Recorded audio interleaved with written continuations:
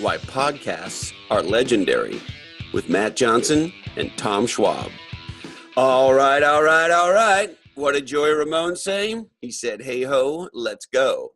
Welcome to Legends and Losers, my friends. This is the podcast where we strive to have authentic conversations about what it takes to design a legendary business and a legendary life. And we also dig into other seminal topics like why chickens are actually real-life dinosaurs, and what the fuck is it that compels so many people in the state of California to drive so slowly in the passing lane?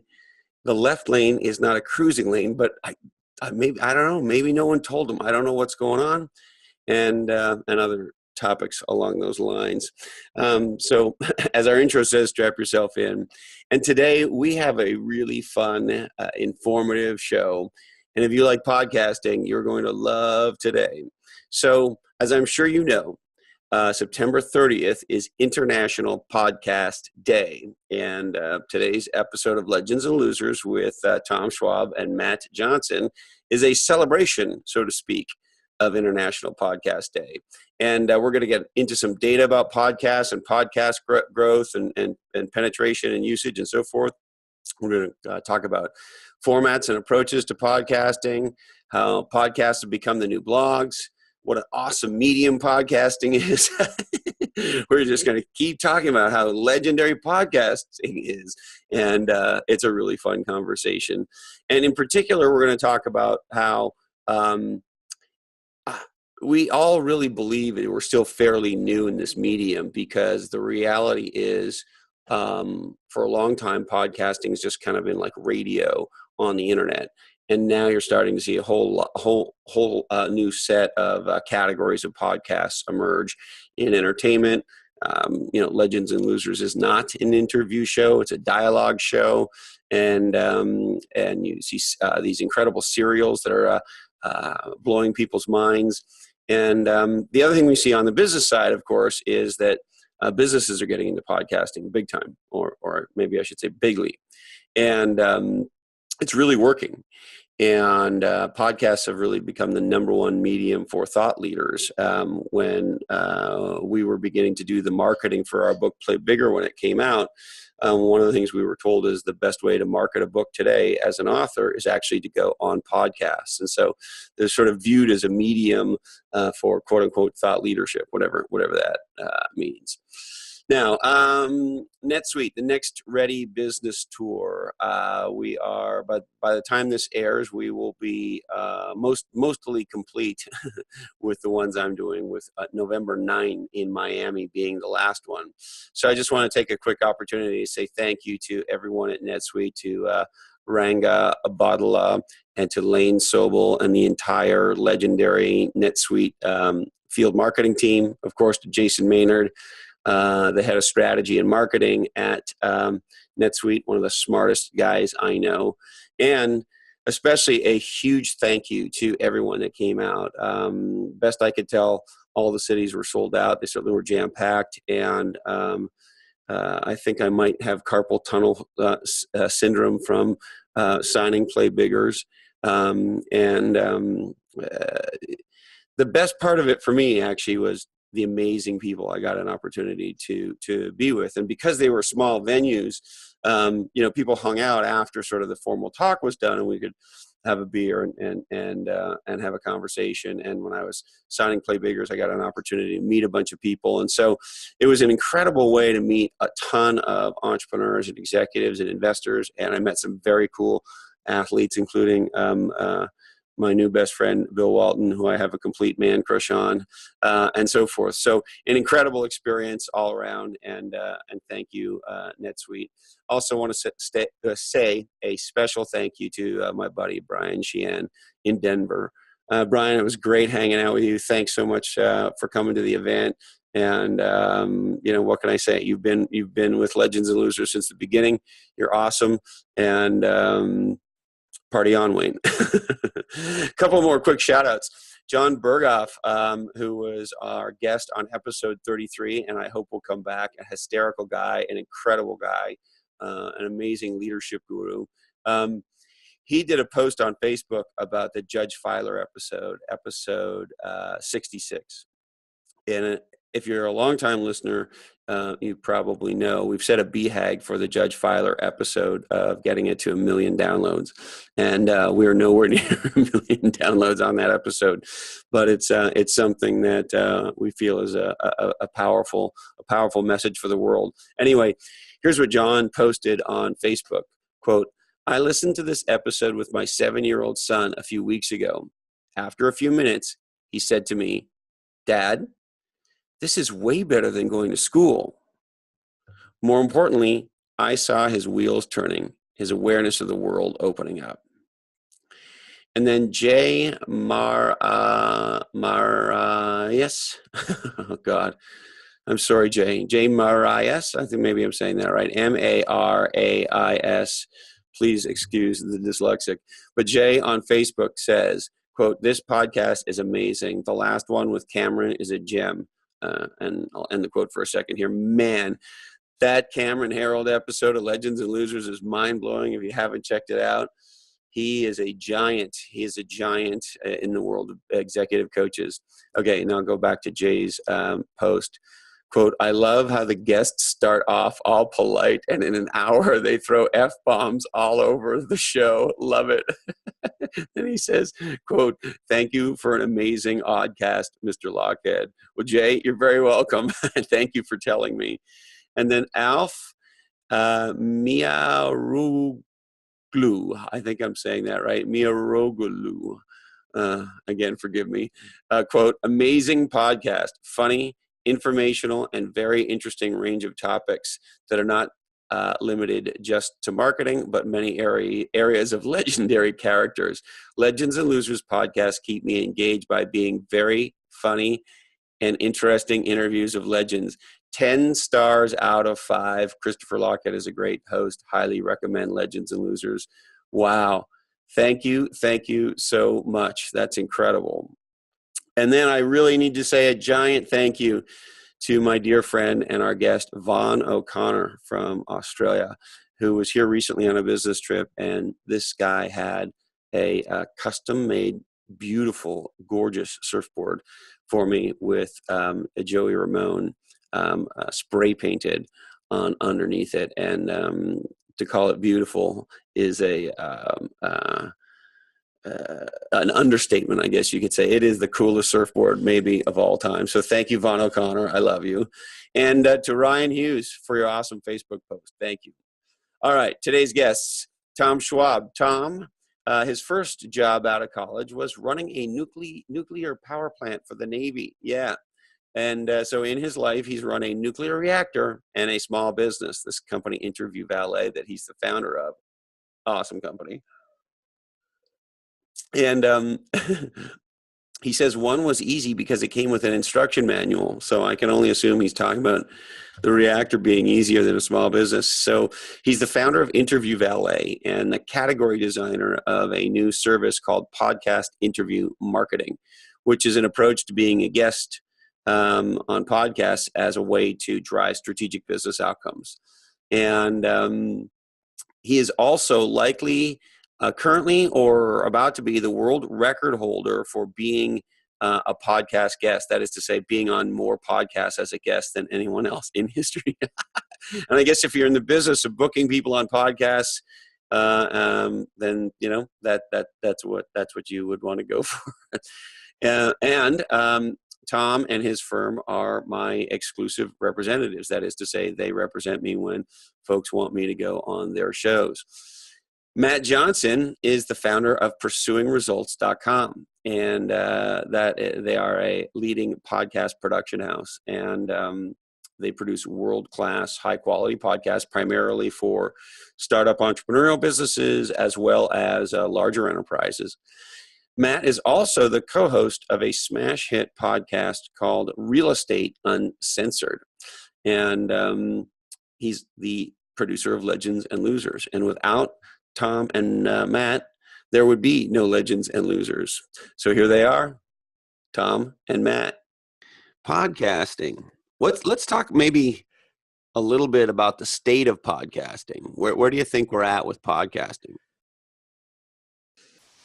Tom, I'll let you go first on that one. Oh, wait a minute. Before we do that, let me interrupt myself, Tom. How many podcasts have you been on, Tom? Over 1,000. It's insanity.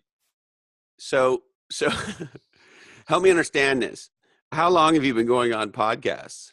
4 years.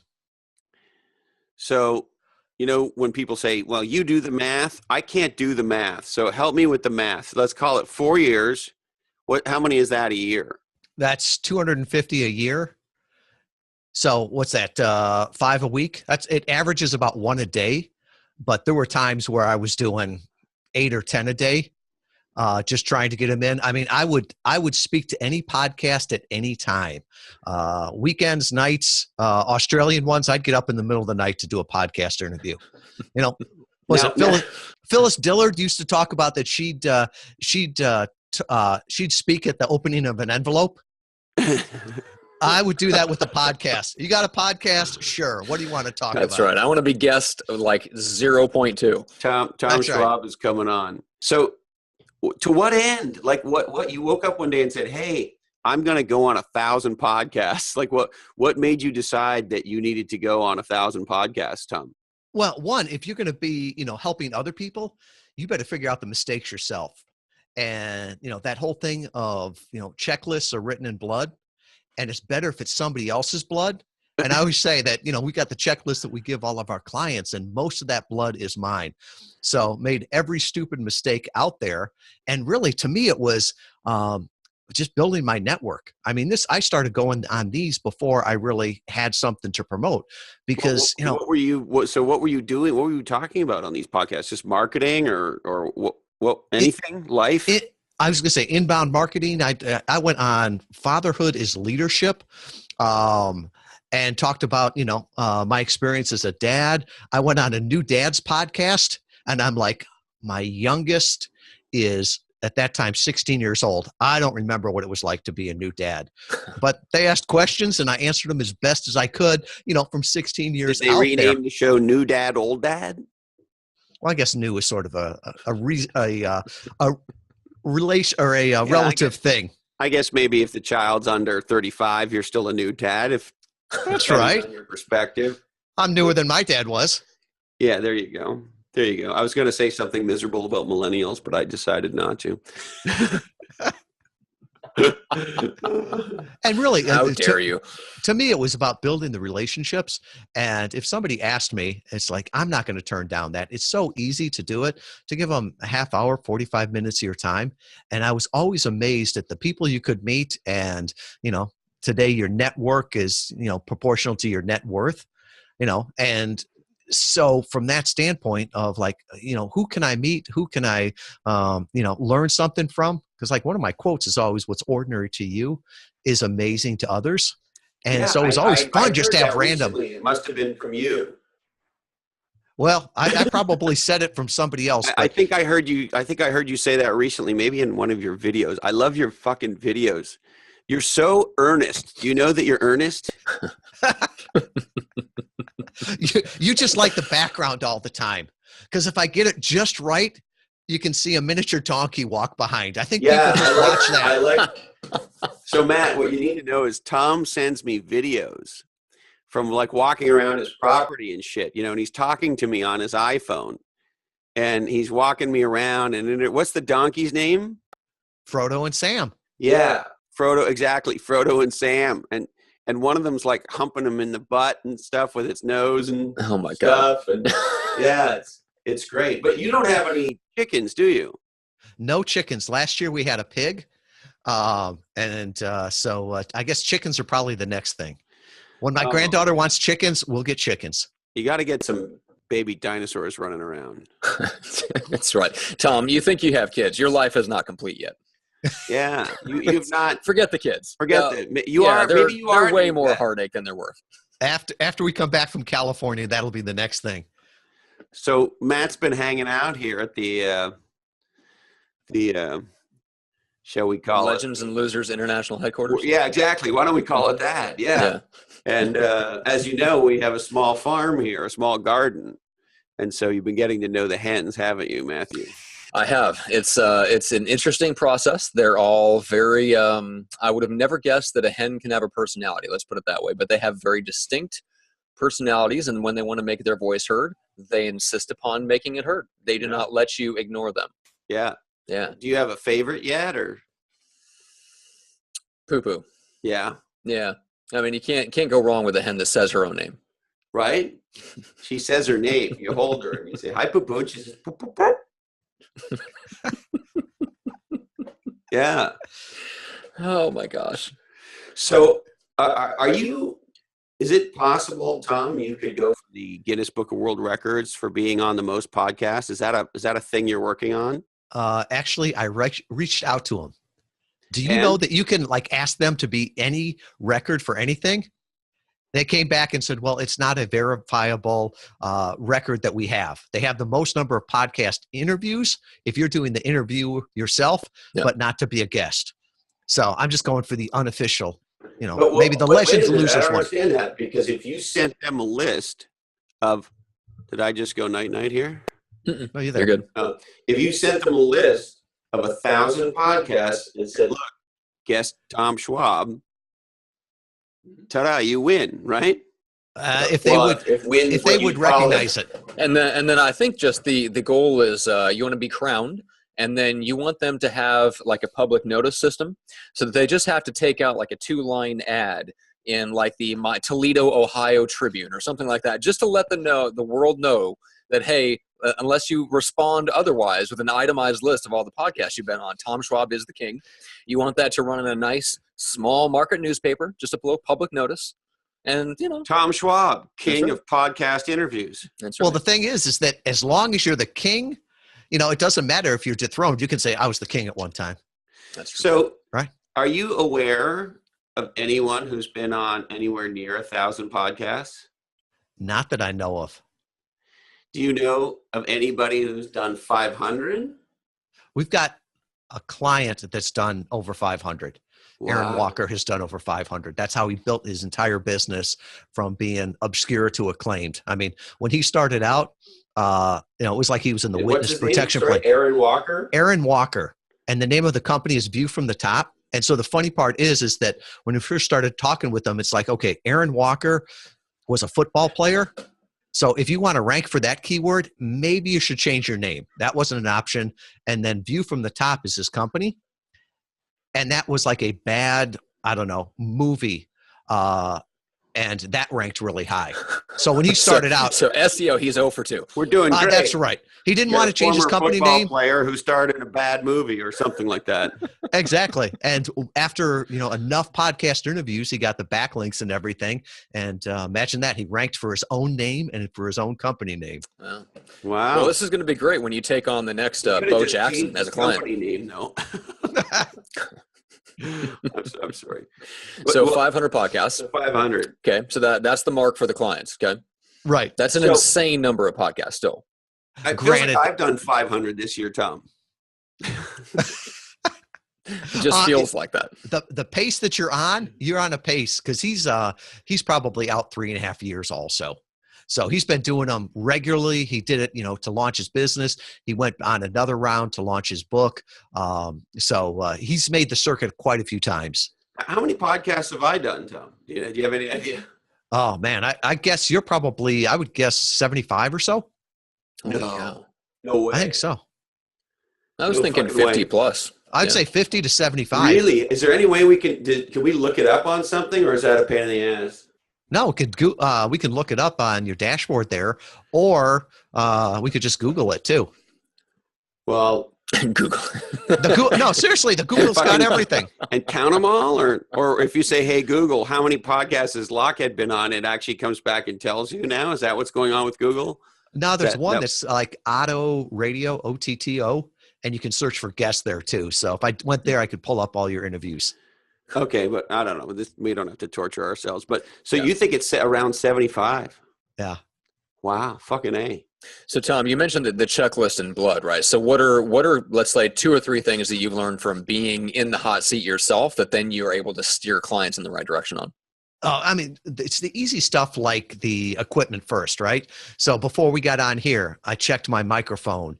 I've been on 2 interviews where I've rebooted my computer. Instead of talking on a $500 mic, I got picked up by the internal mic. And nothing ruins your credibility more than when people think you're calling in from a bathroom stall. And they just listen, just waiting for the next flush.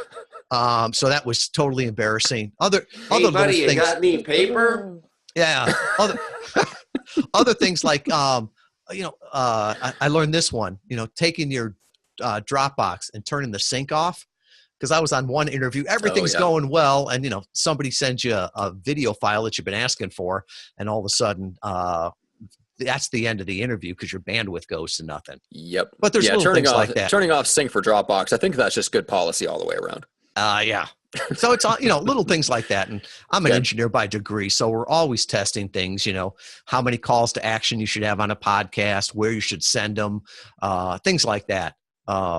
Even that it's evergreen, right? So we're recording this in 2017, but you don't want to make some reference to that like I just did, because somebody's going to, that would be terrible podcast guesting of you, Tom. That's right. Somebody will be listening to it in like 2020 and go, this is great. But if you're like, Merry Christmas, everybody, they're going to go, well, it's summer.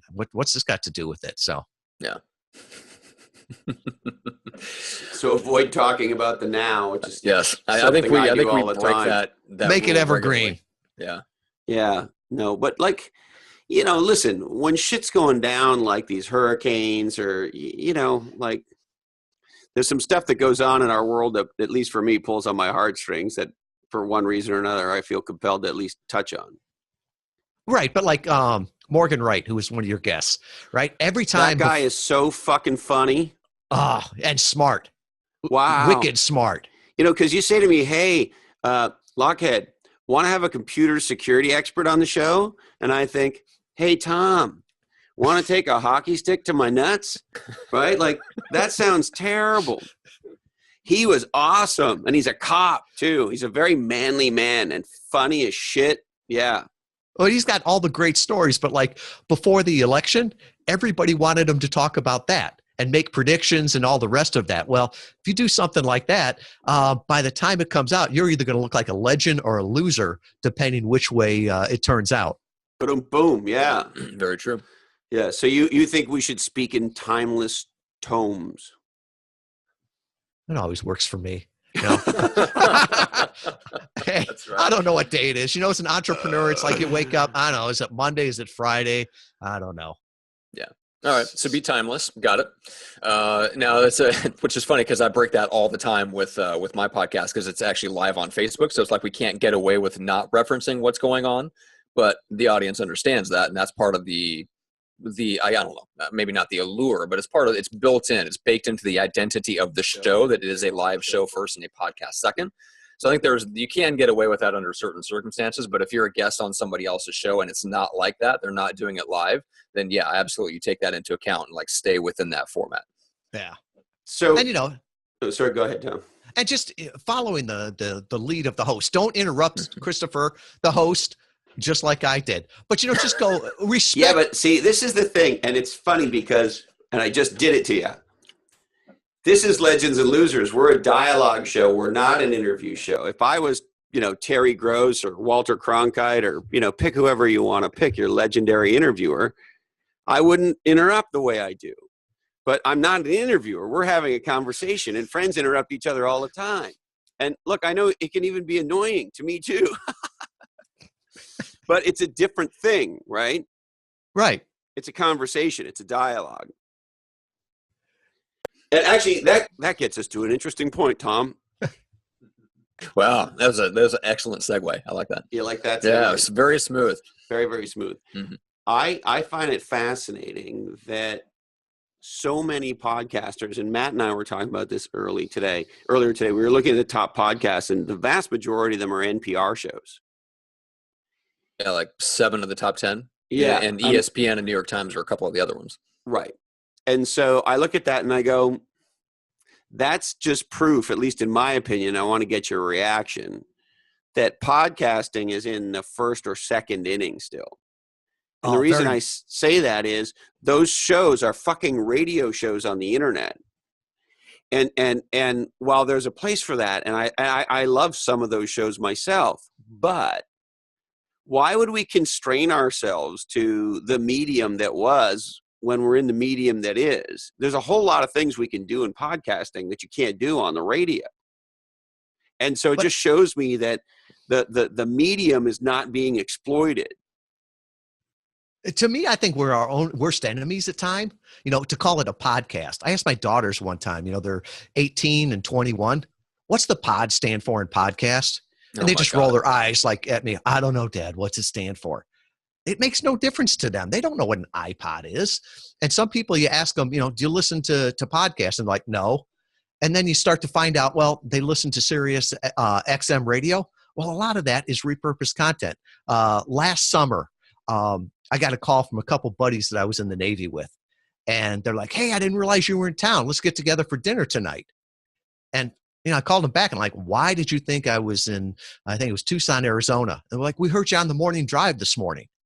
And it was just a repurposed interview that the local radio station had picked up. So from that standpoint, was it a podcast? Was it radio? I don't think it really matters. Just from the standpoint of it's that medium. And I agree with you. We are so early on in this. Depending which study you look at, they'll say, 30 to 40% of the people listen to podcasts. And, some people will say, well, when do you think it's going to get to 100? It's like, never, right? Because radio and television haven't gotten to 100. But there's some people that are audio learners. I listen to Audible books. I feel like I'm lying sometimes when I say, I read a book, because the truth is I probably just listened to it. Yeah. Because some of us just do learn that way. I mean, I know it makes a big difference for me, and I always love talk radio. But let's dig into some of the numbers. Edison Research dropped some numbers earlier this year, and Jay Baer, I thought, did a good job of kind of packaging up their research on his website. And so here's a couple of the points. 112 million Americans have listened to a podcast. That's up 11% from 2016. And overall, 40%, to your point, Tom, of Americans aged 12 or older have listened to a podcast at some point. Then he says, I love this, 67 million Americans listen to podcasts monthly. That's more common than Catholicism. That's Jay Baer. Then he says, 42 million Americans listen to podcasts weekly, 5 times more than go to the movies. Who the fuck goes to the movies? And then he says podcast listening is growing steadily, but not accelerating. Year over year growth rates have tended to be in the 10 to 20% increases.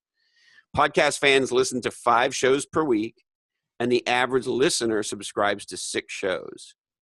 And 2/3 of podcasts are listened to on phones or tablets. And get this one blew me away. 85% of listeners hear all or most of a podcast. Dude, that's insane. I've heard another fact that says they're on average higher educated and higher paid, which I think just means that they're listening to better looking. I think podcast listeners are way better looking and have considerably more sex than non-podcast listeners. I'd say that's true. Because they're so attractive. What I heard that explained that sometimes they make more money. Does this podcast make my ass look big? It's not the podcast. Oh, that's the wrong answer, Tom. Come on, the automatic answer. No, that podcast makes your ass look great. Very slimming. That podcast looks very good on you. Very good on you. But yeah, I would tend to agree. Like we were talking about this earlier today, that the podcasting is in kind of the stage of where online advertising was in the banner ads days, right? So you're taking a billboard, you take the exact same thing, you throw it up on a website, you think it's going to work, and you're it's not. There's nothing native about that. You're not taking advantage of the actual format itself, and where I don't know where podcasting as a name is going to go. The name podcasting might go away. It might just end up being a distribution platform for a show, and your show can be anything. It can be a live streaming show. It can be a recorded behind the scenes show. It can be dialogue. It can be interviews. It can be prepackaged segments like NPR stuff. And I think there's room out there for everything. Well, like I asked Chris Brogan when he was on Legends and Losers, what's the difference between a video blog and a video podcast? Is this Length. a video blog? Yeah, it's basically length. That's the only case you can make for a difference is the average length, if that. Now, here's a data point that blows my mind. So if you start to do the research on the top podcast, as we talked about, a meaningful number of them are NPR, you see reported numbers in the 100 million download a month range. Yeah, we're talking about NPR's top shows, right? Top podcast in the world. Yeah. And I think it was a little earlier this past summer, Joe Rogan announced on his show 130 million downloads a month. Now, get your head around this. The Emmy Awards were just on TV, and that's a fairly popular show. And the reported number of viewers for this year's Emmy Awards were 11.4 million on CBS, and that was even with last year, according to the Los Angeles Times. So now think about this for a sec. 11.4 million for the Emmy Awards. Rogan does 130 million a month. Let's say he averages 3 shows a week. I don't know if that's right, but it sort of seems pretty right. So, and let's say there's 5 weeks in a month. So that's 15 shows a month. That's 8.6 million downloads per show. So an episode of Joe Rogan where he and his buddies are smoking pot, drinking Jack Daniels, talking about the fights, gets 8.6, and it costs them $0 to produce and $0 to distribute, gets 8.6 million downloads, and the fucking Emmy Awards gets 11.5. Yeah, if you look at it as purely a media buy, the numbers are amazing of what you would have to do to buy that much media. Yeah. And it's insane. And Matt, you told me a while ago, is this still right? Do you know that the average podcast, and there's about 400,000 if I remember right, gets about 200 downloads a show? Is that still based on what you guys know about, right? As far as I know. So you think about it, you go, okay, Rogan's at 8.6 and the average podcast is at 200. But even in a business context, if you were a, quote unquote thought leader and you wanted to perpetuate your thoughtness around and you wanted to perpetuate your thoughtness? Hey, we're drinking scotch and we're perpetuating that the thoughtness. That may be the key quote of this show. And so if you were invited to give a speech to a local something gathering of whatever type of executive or leader or whatever the fuck you talk to, of 200 people, and they were going to treat you well and so forth and so on, you might consider going to give that talk, a talk in front of 200 of the right people for, you tell me, Tom, but for a lot of business wannabe thought leaders, that's a big opportunity if you're going to get like your ass trained at Toastmasters and right? Like, I don't know, you tell me, even 200, which sounds like a small number, if they're a qualified 200, could be a very important 200 to speak to. I spoke at a meeting probably 3 or 4 months ago up in East Lansing. Great. I got invited by the HubSpot user group, having a good time during the talk. Hey, Tom, you went to the HubSpot user group in East Lansing, Michigan. I mean, that's a big one. But I had to stop in the middle of it. I love you for doing that, Tom. You know what the abbreviation is? It's the Hugs group. Oh, isn't that nice? That's isn't great. That nice, man? I had to stop in the middle of it and go. Because they're so close to Canada, they're so nice. Eh? It's north of most parts of Canada, or some parts of Canada. Yeah. So I went there, and it's like in the middle of it, I had to say, this is the smallest group of people I have talked to in months, right? It was like 75 people, a great crowd, loved being there, but it was like I had to drive hour and a half to get there, was up there drinking the free drinks and everything, and then drive home. Always nice. Yeah, but, what was that? Probably 5 hours to speak to 75 people, whereas, you get on a podcast, average podcast is going to be bigger than that. Mm-hmm. Well, yeah, and that's kind of the interesting thing. It's like the numbers don't have to be huge to have a huge impact, depending on what you're up to, right? Right. So do you guys know what pickleball is? No, but now we're intrigued. Oh, Can you do it while you're drinking scotch? Yes, I'm sure you can. Is this conversation about to trend in a sexual direction, Tom? Pickleball. No, not that version. Okay, of I mean, pickleball. look, this is Legends and Losers, but still, it would, don't freak me out. Don't freak me out too much. The explicit rating just for mentioning pickleball. I guess it's some indoor like ping pong game. Well, there is 6 podcasts devoted to pickleball. If you had the best pickleball equipment, how would you ever target listeners? If I wanted to be the category king of pickleball equipment, how would I get to my audience, Tom? I just start a podcast, right? That or start a television station devoted to that. And to me, one is a whole lot easier than the other. Well, that's the incredible thing. It's like really with a smartphone, you can launch a broadcast network essentially if you wanted to go that cheap with it, right? Mm-hmm. Yeah, it sure can. You can use stuff like Anchor, the app, to record like you essentially if you want to do like just a used spoken word podcast, you could hook up a smart lav into your iPhone and start a podcast on Anchor. Just record it, publish it, bam, it's out there. Wow. Yeah. It's very cool stuff. We live in a brave new world. But now, I wanted to, you guys have both said something along the lines of podcasting is the new blogging.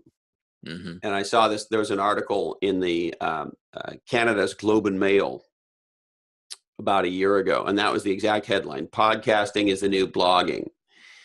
And interestingly enough, I didn't realize they reference it in the article. GE has a podcast, General Electric, and it was #1 in the US iTunes store. And then in Canada, RBC, which is the Royal Bank of Canada, has a popular podcast. So does Shopify, and Slack is a Canadian company, and they have major podcasts. So it's like GE's got one. And then the other thing that's interesting is podcasting's taken off in Silicon Valley. There was an article in Fortune, let me grab it. It says venture capital firms are really into podcasting. And they put together a list of all of the VC firms that have podcasts. Here it is. And I won't read them all, but, Andreessen Horowitz has a really popular one, the A16Z podcast. And there's a whole bunch on here. Kleiner Perkins has one. Y Combinator has one. Scale Ventures has one. Greylock has one. My buddies at Venrock have one, etc. I mean, there's some pretty serious firms, and they're sharing some pretty awesome shit that you could never, get into in any other way before. And so I guess all that said, guys, like, where do you think podcasting is as a business, a business tool or a marketing, something that you should have in your marketing arsenal? And I just look at it as, I spent way too much money on a marketing MBA that I should have gone back to what my grandparents knew, that marketing is just starting a conversation with somebody that could be our ideal customer. So just starting it from that standpoint. And how do you want to do that? Do you want to do it with billboards, with email, with conferences? And if you look at that, you just want to start a conversation with somebody that could be an ideal customer. Podcasting is a pretty easy way to do that, or even from the standpoint of being a guest on other people's podcasts. To me, that's even better return on investment there. Yeah. Okay. Yeah. Yeah. And there's a lot there so that we can potentially talk about. But as far as podcasting being the new blogging, it's kind of interesting because blogging was something that, just your top kind of influencers did. And of course, everybody kind of jumps on the bandwagon. Everybody has one, and that's fine. And so the debate is, well, do we need more podcasts, right? Does everybody need a podcast? Well, why not? It's when you get right down to it, podcasting to me is one of the most easily leveraged and scaled up, scalable forms of creating content. I mean, Chris, if I told you to sit down and write me a 500-word article, first of all, you'd punch me in the face. But if I sat down and said, hey, 1,200 words for sure. yeah, exactly. But if I sat down and said, hey, let's have a chat for a half hour, and then I'm going to give this to somebody, and they're going to work their magic, and they're going to get a transcription, and then they're going to turn that into an article, you'd be like, great, let's sit down and have a conversation all day long. And so, yeah, it's stuff like that, to where I don't think it so much matters. Like you mentioned, the average podcast getting a couple hundred downloads. Who cares? The cream rises to the top. The people that suck will try it for a while, and they'll be out of the game, and that's fine. But even if you feel like you do suck, still get into it, and let's find out. Maybe you're good. You know, especially if you put the reps in. I mean, Tom, you've definitely got the reps as a guest. I mean, you know what it's like to start off feeling like you suck, and just plowing through it, and eventually you get good at it. I would agree and disagree on that, because I blogged for a long time, and I always thought I sucked at blogging, right? It was always a homework assignment. And for me, English is my second language. I'm not sure what my first one was, but now I can talk. Most of my blogs would be dictated and then go to rev.com and then have a VA in the Philippines clean them up. So I sounded, even half educated. So for me, it's easier to speak than it is to write. And I think from that standpoint, is it a video? Is it a blog? I think it's so easy to repurpose content. Give it to them in the way they want. So some people will watch this as a video because they like to watch it. Other ones will, listen to it at 2x speed. Other people could listen, read the transcript, whatever. It's you produce it in whatever format you like, and let them consume it in whatever format they like. Yeah, the thing about that blows me away is podcasting, if you use the medium, allows you to accomplish things that were never possible. So, for example, if I think about our episode with Judge Kelvin Filer from Compton, where else can you experience I forget exactly how long the show is, but an hour and a half, maybe even 2 hours, but a lengthy dialogue with a sitting superior court judge, where the judge talks about everything from what it's like to be the judge in a murder trial and listen to victim impact statements when assessing sentencing, to his love of karaoke, growing up with his father, who was the founder of the NAACP in Compton, and really being literally at the birth of the civil rights movement, overcoming alcoholism, and everything in between. There's no other, like, if there was, and I don't mean to pick on anybody, I'll reference a show that I think is amazing, that I have tremendous respect for, and I mean no disrespect to, 60 Minutes. It's a great show. If there was a 60 Minutes feature on Judge Filer, and hey, those of you at 60 Minutes, because I know you're listening, you should do a feature on Judge Filer. But here would be the challenge. You would hear about this extraordinary man, and in between commercial breaks and setups and intros and outros and all that shit, you would get how long, guys? How many minutes of Judge Filer would you get on 60 Minutes? 6.5. Yeah, I'd say maybe 6. Yeah, not 15, right? Nope. And so here's my thesis. The more tweets, Kardashians, and emojis there are, that is to say, as Eric Weinmeier said on Legends and Losers, the world doesn't need more bullshit, right? So as the world just backs the bullshit truck up and keeps delivering all this crap, right? I tweeted something recently. I'm beginning to wonder, is Twitter going to be the new MySpace? Because it's just, my friend and guest on Legends and Losers, Adam Honig, said that Twitter is just like screaming in a nightclub now. Like nobody's engaging in anything. It's just like everybody's yelling, myself included, by the way. But my point is, the more sort of inane, inconsequential, irritating bullshit there is in the world, if you believe for every action there's an equal and opposite reaction, there seems to be a huge part of the world that's craving something that's real, that's authentic, that delves into topics that matter, that isn't holier than thou, that gets into shit, right? And this, to me, if you're a person craving that, there's no other medium for that I'm aware of. Because if you take Judge Filer as an example, aren't going to do it on 60 Minutes, if you transcribe that dialogue and put it in a blog, no one's going to read it, myself included. And so to me, all that says this is an incredibly unique medium that's just beginning to be explored, because it's a place for something very in-depth, something very real to happen. What 60 Minutes already has like that. They give those, little clips. If you want to see more about this story, go to the website. But even there, it's all edited video, right? So they picked out what they wanted. It's not like the entire interview that you had with the judge there.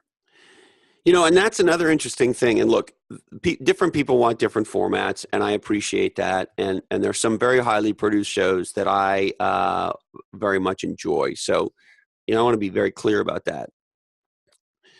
That said, for us anyway, that's not what it's about. So we almost never, right, Matt, edit Legends and Losers.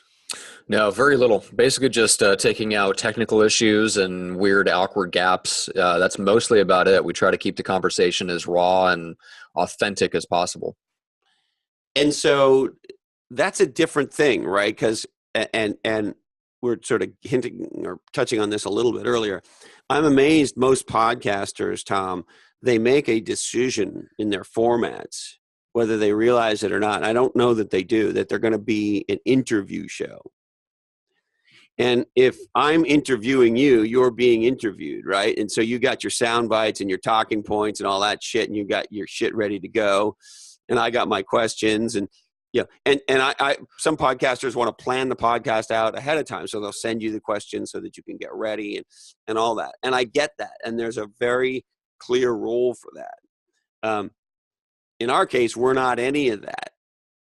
I had a dialogue recently with an upcoming guest, and she sort of wanted to do that. Like, okay, let's get together. Let's have a call. There's many ways we could take this, and we could sort of plan this thing out. And I explained to her, as politely as I knew how, can't wait to have you on. And we're doing fucking none of that.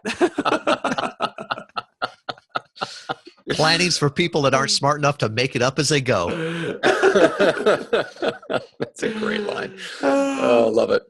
Yeah, but it is a different thing. And the thing about podcasting is, because it's such a, I guess, flexible form of distribution, it really comes down to what show do you want, because the sky is the limit. And we're not like the authentic dialogue kind of category that we're looking to dominate with Legends and Losers. That will not be the last category that's created in podcasting. No. There'll be many, many more to come, and there'll be other category kings of those categories, and that's great for them and good for them, right? We want to be the category king of the authentic, raw, unfiltered dialogue podcast. And I think there's a segment of the world, like you said, like what is it? They said that what does massive information overload create a lack of? Well, it's attention, right? So that's the equal, reaction to that. So we have all this stuff. So yeah, I mean, an overflow and an overabundance of short form content, whether it's Kim Kardashian selfies or emojis, perish of thought, or if it's just NPR super produced 20-minute get you from the commute and back kind of stuff. Yeah, it's going to create this demand for something that's more real. It's the same reason why we got, quote, reality television. But with podcasting, we actually can get super real, because now we have like a distribution format that allows us to send out freaking 2 hours of conversation. And as long as people listen to it, hey. Yeah. And I mean, different podcasters have different objectives, but even the average podcaster is still going to get 200 listeners. And for some people, going to speak to 200 people they'd be stoked if they were 200 of the right people. Yeah. Yeah. So Tom, based on what you've seen, you're booking a ton of clients on, a lot of interview podcasts and dialogue podcasts and things like that. So have you seen, like in the last 3 or 4 years, anything shift with the popularity of interview podcasts? Because there's more and more coming out every week. Have you seen overall the numbers dip? Have you seen audiences' preferences change or anything like that? I think if you look at it overall, when NPR came in and some of the bigger names, the quality went up. It's almost funny to listen to podcasts that were, 6 or 7 years ago. I mean, it sounds like somebody recording straight to their computer. And I think early on, the skill wasn't there, both from the guests and the host. Yeah. Doing a good interview is tough. Asking a list of questions is much easier. So I think as the medium grew, the interview skills grew, and I think we're seeing more and more good interviews or good conversations, and less, here are the 10 questions I ask every guest. And it's tough because you've got to listen to the answer in order to ask the next question. It's a different skill. Yeah, very. Yeah, I mean, for me, when I listen to an interview podcast like that, where it's formulaic and they're going to ask the same 5 questions each time of each guest, like I'm already out the door. I'm already not interested. Now that may just be me, but I mean, there are some people, and in certain media forms, I like a formula, right? Mm-hmm. So, like, I tape NBC News with Lester. Is it Lester Holt? Is that his last name? Holt. Yeah. And so I DVR that, right? And that show has a very clear format, and they always leave you with a happy story about something American. Very right.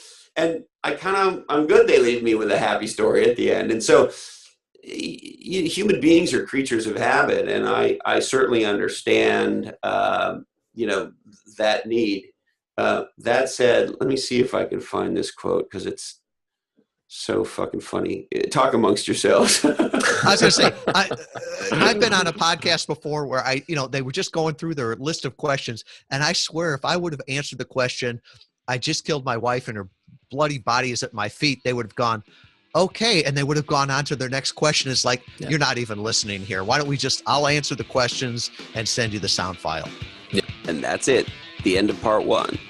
Now, please turn the tape over, press play, and strap yourself in for part 2.